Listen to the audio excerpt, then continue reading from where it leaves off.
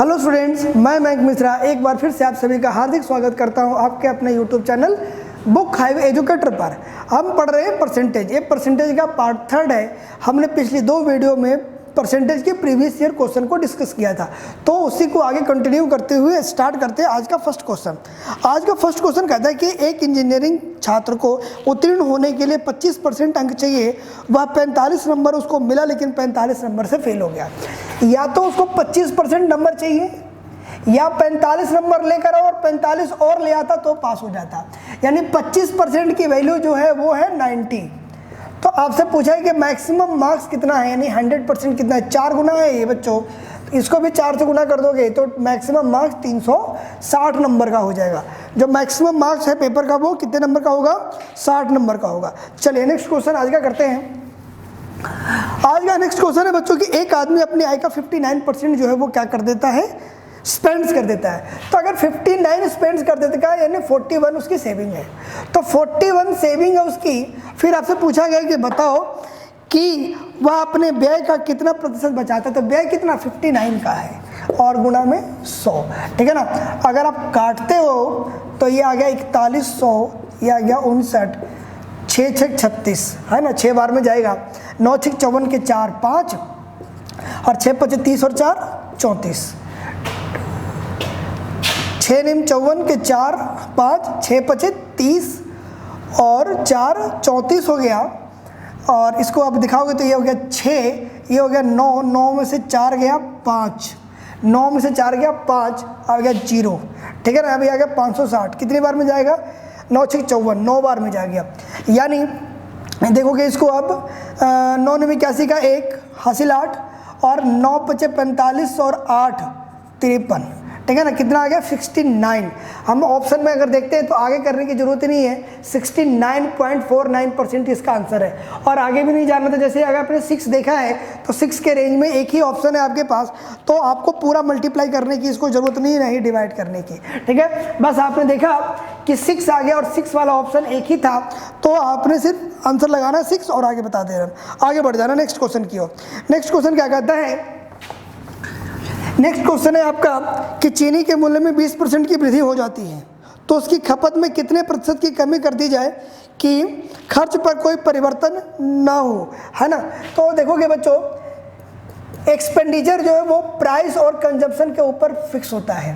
Price को बढ़ा दिया 10%, 10% होता है बच्चे 1/10, यानी अगर 10 रुपया है तो बढ़ा के कितना कर दिया? 11 रुपया कर दिया। ये चेंज ना हो इसके लिए इसको उल्टा करना पड़ेगा। ये चेंज, ये इसकी एक्सपेंडिचर की वैल्यू चेंज ना हो इसके लिए इसको क्या करना? अपोजिट करना पड़ेगा, यानी 11 से घटा के 10 करना पड़ेगा। तो बच्चों 11 से घटा के 10 करोगे यानी 1 घटाना पड़ रहा है। किससे? 11 से। तो 1/11 की वैल्यू क्या होती है? 9 से 1/9%, 9.09% इसका राइट आंसर हो जाएगा, ठीक है बच्चों। चलिए अगला क्वेश्चन, किसी संख्या में 12% की कटौती के उपरांत, क्वेश्चन है किसी संख्या में 12% की कटौती के उपरांत बची हुई संख्या में 25% की कटौती कर दी गई। सबसे पहले हमने 12% काटा, तो 12% की वैल्यू होती है बाबू 3/25, ठीक है ना। यानी 25 में 3 काट ले, क्या बच गया? 22 बच गया। फिर हमने क्या बचा? 25% की और कर दी, 25% 1/4, यानी 4 से घट के हो गया 3, यानी 100 से कितना हो गया? 66। 100 से घट के कितना हो गया? 66। कटौती करने के बाद 2508 बचता है। ये कितना बचता है? 2508, ठीक है बच्चों। तो आपसे पूछा है कि प्रारंभिक संख्या कितनी है। अब आप देखोगे इसको 66 से अगर आप भाग करते हो तो 5 2 7 8 7 15, सबसे पहले 3 से काट लो, या 66 से काटना चाहते तो 66 से काट लोगे तो 6 चौक 24। अगर मैं 4 बार में भाग करूँ इसको, 2508 को 66 से भाग करूंगा, अगर ये 4 बार में जाता है तो 6 चौक 24 के 4 2, 6 चौक 24 और 2 26, ठीक है। कितना आ गया? ये 6 और ये आ गया आपके पास 9 6 15 और ये आ गया 8, ठीक है। तो अब आपके पास 66, सॉरी ज़्यादा हो गया, आप ऐसे काट लो इसको। 2508 को हमने डिवाइड किया किससे? 66 से डिवाइड किया, ठीक है। तो 6 चौक 24 ज़्यादा होता 3 बार में जाएगा आपके पास। 6 3 18 क्या 88, 1 6 3 18 और 1 19, ठीक है। ये आ गया 2, ये आ गया 14 9 5 14, ये आ गया 8। ठीक है, अगर आप 8 बार में करते हो इसको तो 6 8 48 4 और 8 6 48 और 4 52, कितनी बार में गया? 38 बार में गया है। ठीक है ना। अगर 1 यूनिट की वैल्यू 38 है तो 100 यूनिट की वैल्यू क्या होगी? 3800 हो जाएगी। यानी आरंभ ही कितना था? 3800 था। आरंभ में कितना था? 3800 था इसका। चलिए नेक्स्ट क्वेश्चन क्या कहते हैं? चलिए क्वेश्चन नंबर 5 क्या कहता है कि प्रणीता को गणित में विज्ञान से 30 अंक अधिक मिले, मैथ्स में उसको साइंस से 30 नंबर ज़्यादा मिले हैं। फिर बोला है कि उसे गणित और विज्ञान के अंकों के योग का 60% मिला है। मैथ्स में उसको मैथ्स और साइंस के योग का 60% मिला है। 60% होता है बेटे 3/5। 60% का मतलब होता है 3/5। अब कर लोगे, ये हो गया 5m = 3m प्लस के 3s। ठीक है, इसको लेकर आ जाओगे बच्चों 2m = 3s। अब m की जगह पे आप क्या रख दोगे? s प्लस के 30। 2 इंटू आपका साइंस के मार्क्स पूछे गए तो साइंस की वैल्यू ही फाइंड आउट करनी है। अगर मैथ्स का पूछता तो आप m-30 रख देते s की जगह पे। तो 2 इंटू s प्लस के 30 = 3s। अभी हो गया 2s प्लस के 60 = 3s। इसको इधर लेकर आ जाओगे, यानी साइंस में कितने मार्क्स मिले उसको? 60 मार्क्स मिले हैं। ठीक है ना। मैथ्स में कितने नंबर मिले हैं? 60। ठीक है, चलिए अगला क्वेश्चन नंबर 6। रावण अपनी आय का 80% खर्च कर देता है। तो बच्चों 80% का मतलब होता है 4/5। यानी क्या किया? इस पूरे इनकम को हमने 5 पार्ट में डिवाइड कर लिया। इस पूरे इनकम को हमने 5 पार्ट में डिवाइड कर लिया। 1 2 3 4 और ये 5 पार्ट में डिवाइड कर लिया। 5 में से 4 उसने खर्च कर दिए। 5 में से 4 उसने खर्च कर दिए और ये उसकी सेविंग है। 1 भाग उसकी सेविंग है। 5 में से 4 भाग उसने खर्च कर दिया और 1 भाग उसकी सेविंग है। कहता है कि उसकी आय में 25% की वृद्धि हो गई। यानी 25% की वृद्धि हुई है बच्चों, यानी हर पार्ट 25-25 बढ़ा है। अगर 25% की वृद्धि हुई है, जितने भी पार्ट है सब में 25-25% बढ़े हैं। और कहता है कि व्यय भी 10% बढ़ गया। व्यय भी 10% बढ़ गया। ये 4 पार्ट व्यय का था। अब क्योंकि 25 आय में बढ़ा है, व्यय में 10 बढ़ गया, यानी 15 की बचत है यहाँ पे। 15 यहाँ भी बढ़ गया, 15 यहाँ भी बढ़ गया, 15 यहाँ भी बढ़ गया, 15 यहाँ भी बढ़ गया। बात समझो इस चीज को। यानी 15 दूना 30, 15 45, 5 60 इधर से बढ़ गया और 25 आपका ये बढ़ गया था पूरा का पूरा। यानी 60 प्लस के 25 85 85% आपकी सेविंग बढ़ गई है। क्योंकि अब देखो कि मैंने 5 पार्ट में इनकम को डिवाइड किया। इनकम अगर 25% बढ़ रहा है, यानी सभी पार्ट 25-25 बढ़ेंगे। एक्सपेंडिचर 10-10 बढ़ गया, यानी 25 हमने कमाई बढ़ा दी और 10 खर्च बढ़ गया, तो बचत कितनी बढ़ी है? 10। यानी 10 पार्ट यहाँ से, 10 यहाँ से, 15 यहाँ से, 15 यहाँ से, 15 यहाँ से, 15 यहाँ से, 4 भाग में है ना। तो 60 यहाँ से और ये सेविंग पूरी की पूरी बढ़ गई थी 25, यानी 85% बढ़ गया। ठीक है बच्चों, चलिए अगला क्वेश्चन। एक व्यक्ति अपनी धनराशि का 7.5% खर्च कर दिया। 7.5% खर्च कर दिया मतलब हो गया 7 दूना 14 और 1 15।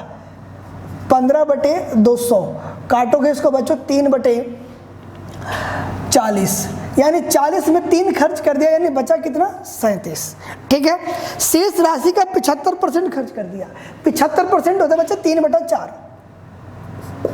75% का मतलब होता है 3/4, यानी 4 में से फिर 3 खर्च कर दिया, यानी कितना बच गया? 1 बच गया। ठीक है, 4 में से 3 खर्च कर दिया तो 1 बच गया। अब उसके पास 370 रुपया है। अब देखो गुना करोगे 160 अगर है तो ये हो गया 37। ये कितना है? 370। कितना गुना? 10 गुना। तो 10 से इसको गुना कर दोगे कितना हो जाएगा? 1600। उसकी इनकम कितनी होगी? 1600 की होगी। ठीक है बच्चों, चलिए अगला क्वेश्चन। किसी गाँव की जनसंख्या में, चलिए तो हमने देखा कि बकरियां 12% भाग गई थी, यानी 3/25। कितना हो गया? 25 में से 3 भागे 22 बच गया।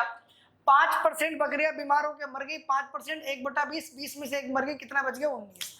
अब ये हो गया 25 दूना 50। अगर 500 बकरियां थी तो 19 गुना 22 आप करोगे तो 19 दूना 38 के 8 और 3 19 दूना 38 और 3 41 418 बकरियां बचती हैं।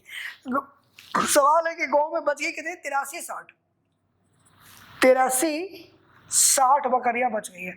18 दूना 36, 20 गुना बची हुई है। तो इसको भी अगर आप 20 से गुना कर दोगे तो 5 दूना 10 के ऊपर 3 जीरो, ठीक है ना। 10,000 बकरियां और थी, 10,000 बकरियां स्टार्टिंग में थी गाँव में, ठीक है बच्चों। चलिए अगला क्वेश्चन क्या कहता है, अगला क्वेश्चन है कि किसी सेना के 10% जवान युद्ध में शहीद हो गए। 10% का मतलब 1/10, 10 में से 1 शहीद हो गए, कितने बच गए? 9। शेष जवानों में से 10% जवान रोगग्रस्त होकर मर गए। फिर से 10% में से 10 में से 9 बच गए। 1/10, 10 में से 1 रोगग्रस्त हो गया। शेष में से 10% को विकलांग घोषित कर दिया गया, यानी फिर 10 में से 9 1 को विकलांग घोषित कर दिया गया। उसके बाद सक्रिय की संख्या, अगर स्टार्टिंग में 1000 थी तो 9 का क्यूब कितना होता है? 729 होता है। और इसकी संख्या सक्रिय कितना है? 729,000 है। यानी स्टार्टिंग में भी इसको भी 1000 से गुना कर दोगे, क्योंकि ये 1000 गुना है, तो 3 और 3 6 जीरो हो जाएगी, 10 लाख। 2 2 2 4 और 2 6, टोटल कितनी हो जाएंगी? 10 लाख हो जाएगी। 2 2 4 और 2 6, ठीक है बच्चों। चलिए अगला क्वेश्चन क्या कहता है, अगला क्वेश्चन है किसी व्यापारी की आय को 1 वर्ष में 25% बढ़ जाती है। 25% बढ़ जाती है मतलब 1/4, 4 से बढ़कर कितनी हो गई बच्चों? 5 हो गई। उसके बाद 4% घट जाती है, 4% 1/25, यानी 25 से घट के कितनी रह जाती है? 24 रह जाती है। इस प्रकार 5 वर्ष पश्चात उसकी कुल आय कितनी? 72,000 थी, यानी पहले 25 बढ़ा, फिर 4 घटा, यानी फिर अगले साल 4 पे 5, फिर 25 पे 24, फिर 4 पे 5, 1 2 3 4 5 साल हो गया। अब देखोगे अगर एक क्रॉस कटता है ना तो काट देते हैं, थोड़ा सिंप्लीफिकेशन आसान हो जाएगा। अब देखो 4 6 24, 4 6 24 है ना, 55 25, 55 25, और ये 5 से ये 5 उड़ गया, ठीक है। 2 दूना 4, 2 तिया 6, ये 2 दूना से ये 6 हो गया। यानी अगर स्टार्टिंग में 5 है तो बढ़कर 9 हो गई है। स्टार्टिंग में 5 है तो बढ़कर कितनी हो गई? 9। कितना है? 72,000। 9 8 72, तो 8 25 40, 40,000 उसकी वर्तमान आय होगी। वर्तमान आय कितनी होगी? 40,000 होगी। 9 8 72, अब 5 8 40। कोई व्यक्ति अपने आय का 75% भाग खर्च कर देता है। 75% का होता है बच्चों 3/4, यानी उसकी इनकम को 4 भाग, अभी थोड़ी देर पहले ऐसा क्वेश्चन किया था, इनकम को हमने 4 पार्ट में डिवाइड कर दिया, 1 2 3 4। 4 में से 3 भाग वो खर्च करता है, 1 भाग उसकी सेविंग की है। कहता क्या है कि उसकी आय 20% बढ़ रही है, यानी हर पार्ट 20% बढ़ गया। हर पार्ट 20% बढ़ जाता है और खर्च भी 10 बढ़ जाता है। खर्च भी 10 बढ़ गया तो देखोगे यहाँ से कितने की बचत है? 10 की बचत, यहाँ से भी 10, यहाँ से भी 10, तो 30 की बचत यहाँ से, 20 की बचत यहाँ से, टोटल 50% उसकी सेविंग बढ़ गई। टोटल उसकी 50% सेविंग बढ़ गई है, ठीक है बच्चों। चलिए अगला क्वेश्चन, एक शहर की जनसंख्या 5%। क्वेश्चन नंबर 12 कहता क्या है कि the population of city increased at the rate of 5% per annum. हर गांव की शहर की जनसंख्या 5% प्रति वर्ष की दर से वृद्धि होती है। तो 5% का मतलब होता है बच्चों 1/20, 20 से बढ़कर 121 होता है, 20 से बढ़कर 21 हो गया। तो शहर की वर्तमान जनसंख्या अगर 3,70,440 है तो 3 वर्ष पूर्व क्या हुई थी? तो अगर 20 है तो बढ़ के कितना हो गया? 21। अगले साल भी 20 से बढ़कर 21 और अगले साल भी 20 से बढ़कर 21 हो जाएंगे, यानी 8,000 से बढ़कर ये होता है 21 का क्यूब 92 61, और ये कितना है बच्चों? अगर वर्तमान ये जो 3 साल पहले ये होगी, ठीक है बच्चों, तो 3,70,440, 3,70,440, ठीक है। तो अगर मैं इसको 9 तिया 27, 9 चौक 36, 4 से अगर मैं गुणा करूं तो 4 एकम 4, 6 चौक 24 के 4 हासिल 2, 4 दूना 8, 2 10, 9 चौक 36 और 37, पूरा 40 गुना है। ये कितना गुना है? 40 गुना है। तो 8,000 को 40 से गुना करोगे 8 चौक 32 3,20,000 हो जाएगा।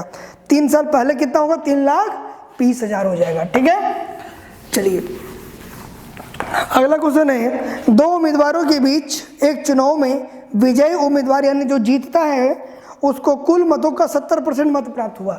अगर टोटल वोट में 100 मान लूँ, विनर को 70% मिलता है तो लूजर को 30% मिलेगा। तो अगर मैं बात करूं कि कितने परसेंट वोट से जीता है, तो 40% वोट से जीता है, वो 40% वोट से जीता है और नंबर ऑफ वोट है कितने? 115,400। तो 40% की वैल्यू अगर 15,400 है, ठीक है, तो काट लो इसको, 1 0 से 1 0 कट गया, 1% की वैल्यू निकाल लो, फिर 100 से गुना कर देना, 100% की आ जाएगी। 4 से काटोगे, 4 तिया 12, 4 तिया 12 कितना आ गया? 3 34, 4 8 32।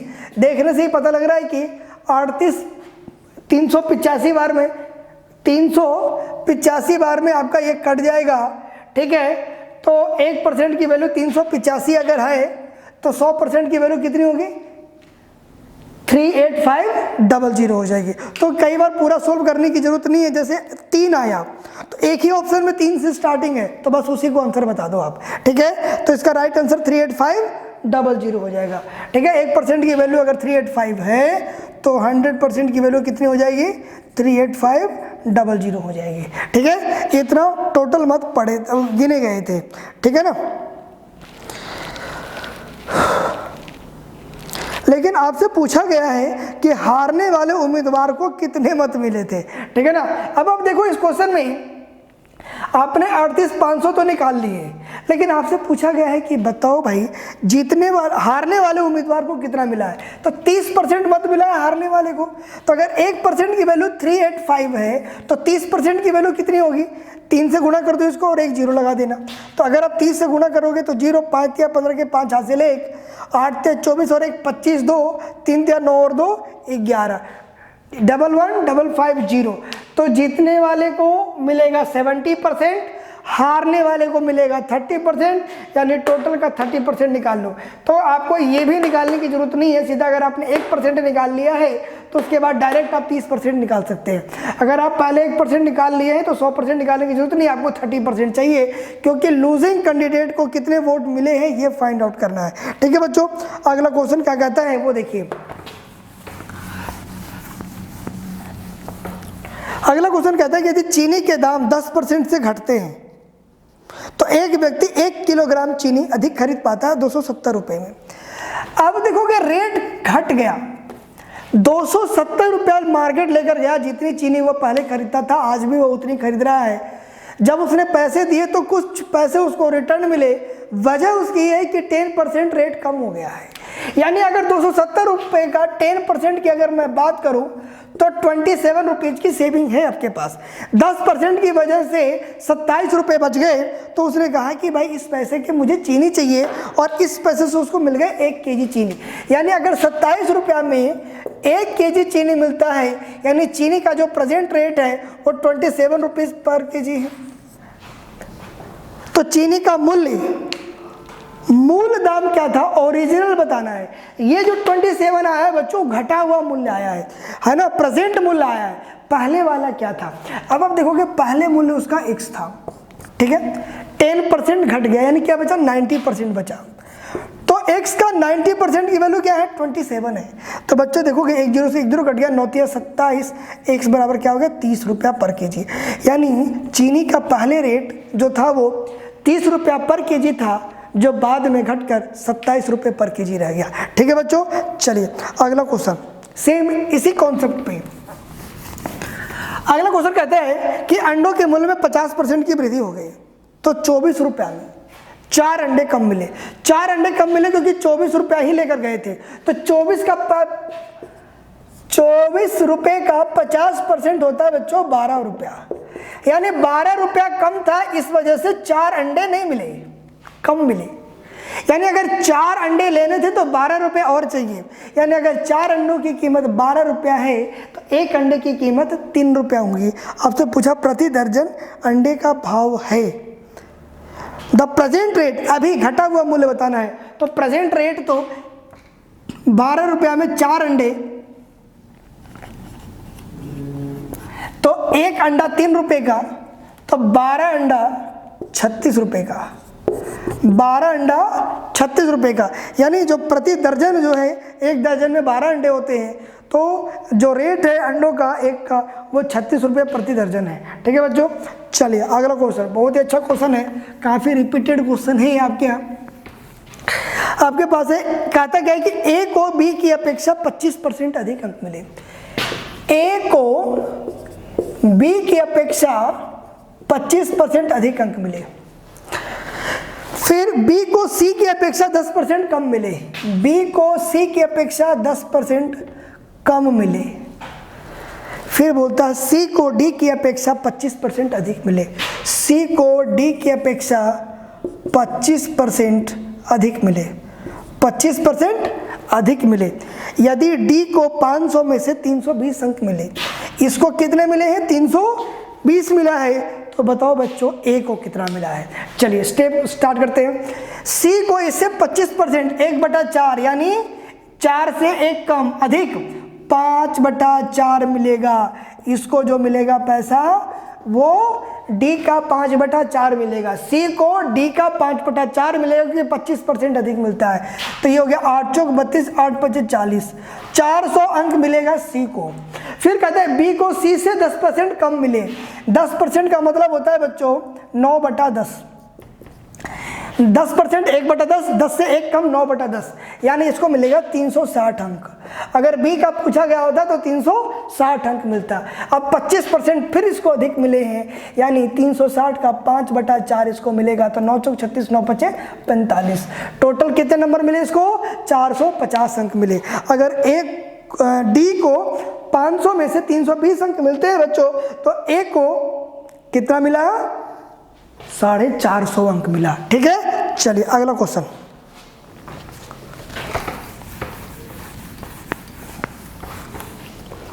कहता किसी परीक्षा में 80% विद्यार्थी जो है वो प्रत्याशी अंग्रेजी में और 85% गणित में पास हुए।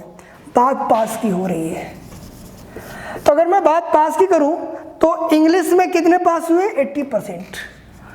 इंग्लिश में पास हो रहे हैं 80% और गणित में पास हो रहे हैं, मैथ्स में पास हो रहे हैं 85%।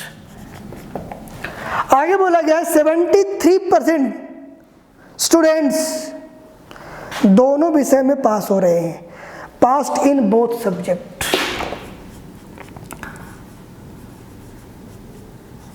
75%। ये जो साइन है इंटरसेक्शन का मतलब बोथ का है। ठीक है, तो आपसे पूछा गया है कि दोनों विषय में कितने प्रत्याशी फेल हुए। तो एक फार्मूला बताता हूं, नॉर्मली इसकी जरूरत नहीं है, फिर भी बता देता हूं।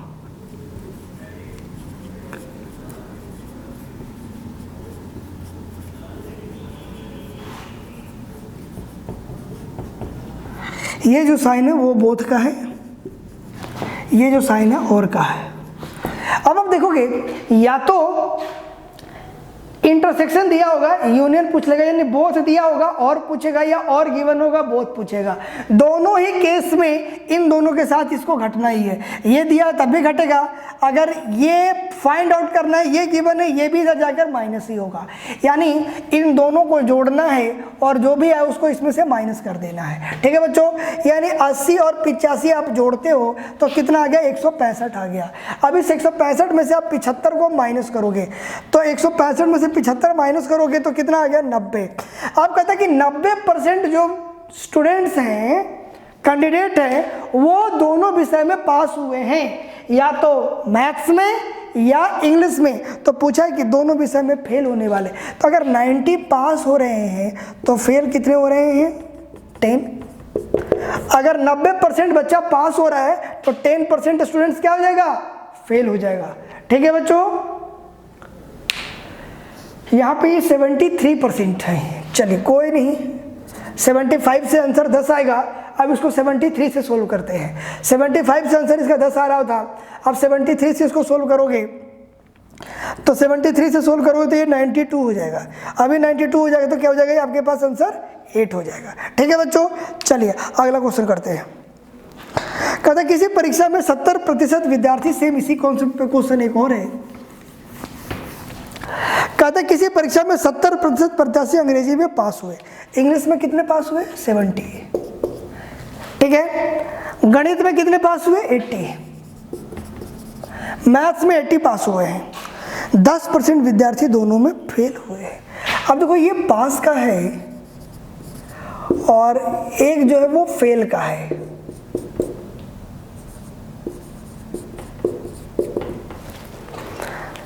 दोनों विषय में 144 प्रत्याशी पास हुए हैं। तो पास हुए हैं ना, तो सबको पास में ही कन्वर्ट कर दो। तो अगर 10% बच्चों फेल हो रहे हैं तो 90% पास हुए हैं। पहले इन दोनों को जोड़ो आप, 8 7 15 150, इसको घटा दो, कितना हो गया? 60। कितना आ गया? 60 आ गया। यानी दोनों विषय में 60% विद्यार्थी पास हो रहे हैं। दोनों विषय में 60% विद्यार्थी पास हो रहे हैं। और अगर नंबर की बात करें तो 144 पास हो रहे हैं। यानी 60% की वैल्यू 144 है। तो पूछा कि कुल प्रत्याशी, यानी 100% पूछा है। 60% की वैल्यू अगर 144 है तो 10% अगर मैं 6 से भाग कर दूंगा, 6 चौक 24 हो गया। तो 10% अगर 24 है तो 100% 240 हो जाएगा। एक एक जीरो दोनों तरफ बढ़ा दिया। यानी कुल विद्यार्थियों की संख्या, प्रत्याशियों की संख्या कितनी होगी? 240 होगी, ठीक है। जो भी सिंगल सब्जेक्ट का है उनको जोड़कर एंड हो या और हो उसको माइनस कर देना है, और वो जो है वो पास हुए प्रत्याशियों की संख्या के बराबर है, ठीक है बच्चों। चलिए अगला क्वेश्चन।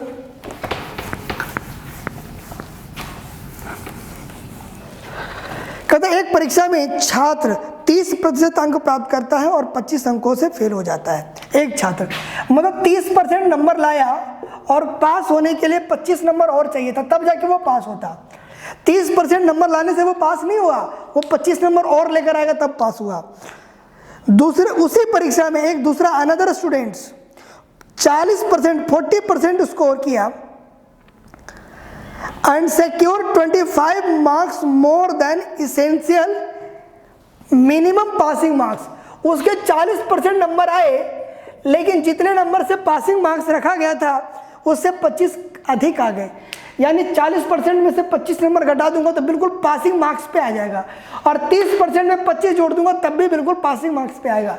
एक ही परीक्षा की बात हो रही है, सिर्फ पासिंग मार्क्स सेम ही होगा, इसलिए दोनों को हमने इक्वल टू में रखा। इसको इधर लेकर जाओगे तो 10%, ये इधर अगर जुड़ जाएगा तो कितना हो जाएगा? 45 50, कितना हो गया? 50। अगर 10% की वैल्यू 50 है तो 100% की वैल्यू कितनी होगी?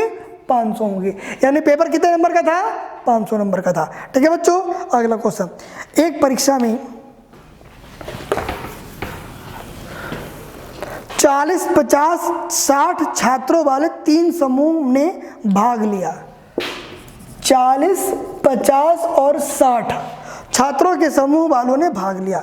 उनमें से उनका उत्तीर्णता यानी पास होने का परसेंट 100 90 और 80 है। यहाँ से बिल्कुल 100% बच्चे पास हो गए, यहाँ से 90% बच्चे पास हो रहे हैं, और यहाँ से 80% बच्चे पास हो रहे हैं। तो उन सभी समूहों की कुल छात्रों की संख्या बताइए, कुल कितने % बच्चे पास हुए हैं? तो 40 का 100% बिल्कुल 40 पास हो गए, 50 का 90% कितना होता है? 45, 9 5 45, और 60 का 80% 48 बच्चे पास हुए। यानी यहाँ से बच्चे पास हुए पहले ग्रुप से 40 में से 40, दूसरे ग्रुप में 50 में से 45 पास हुए, और तीसरे ग्रुप में 60 में से 48 पास हुए। तो टोटल पास हुए कितने वो जोड़ लो, 8 5 13, 4 4 12, 4 4 8 4 12 और 1 13, 133 पास हुए। अब 133 पास हुए टोटल कितने में से? 150 में से। टोटल 150 में से 133 लोग पास हो गए। तो परसेंटेज अगर आपको चाहिए तो ये 2 और ये 3, 133 दिया 266, 133 दिया 266, काटोगे 3 8 24, 3 8 24, 2 26, 3 8 24, 2/3, 88:2/3% स्टूडेंट्स जो है वो पास होते हैं, ठीक है। तो इस पार्ट में इतना ही। वीडियो अगर आपको अच्छी लगी है तो लाइक शेयर और कमेंट्स जरूर करिए। अगर आपने चैनल को सब्सक्राइब नहीं किया है तो चैनल को सब्सक्राइब कर दीजिए और बेल आइकन को प्रेस कर दीजिए। Okay, all the best, thank you.